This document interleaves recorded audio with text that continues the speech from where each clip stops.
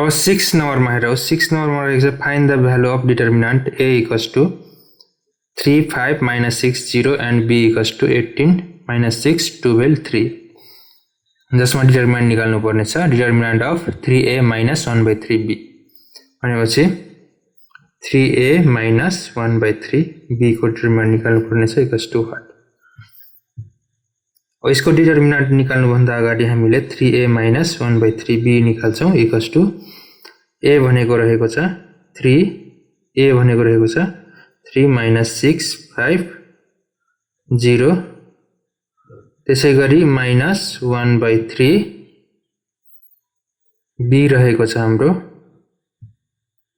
b हाम्रो रहेको छ 18 12 minus 6 3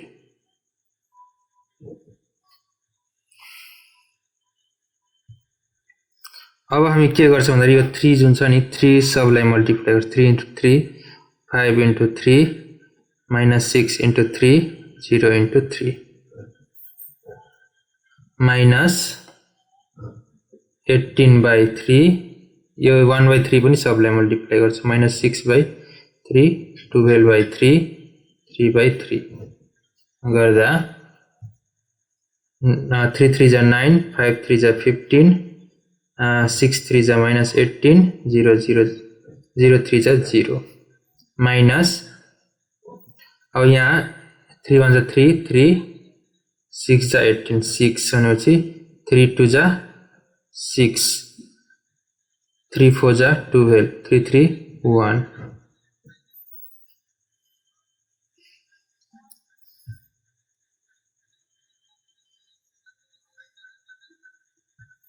अब माइनस गर्दाखेरि 9 minus 6 15 minus minus 2 त्यसैगरी 18 minus 4 0 minus 1 त्यसैगरी 9 minus 6 अब कति हुन्छ त 9 minus 6 भनेको 3 15 minus minus plus हुने भयो प्लस भएपछि कति हुन्छ त 17 हुन जान्छ 18 minus 4 भनेको 16 14 0 minus 1 भनेको -1 त्यसैगरी 3a minus 1/3b को डिटर्मिनेन्ट इक्वल्स टु हुन्छ 3 14 17 minus 1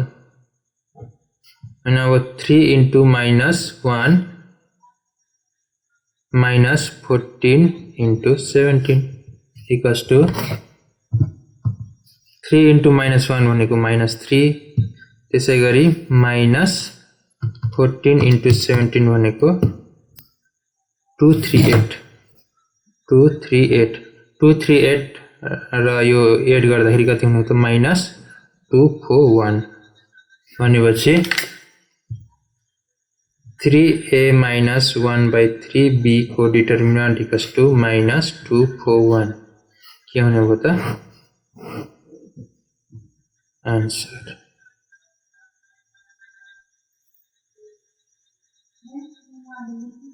हाम्रो यहाँ माइनस यसमा जुन छ यसमा माइनस भएको कारणले यहाँ पनि माइनस हुन्छ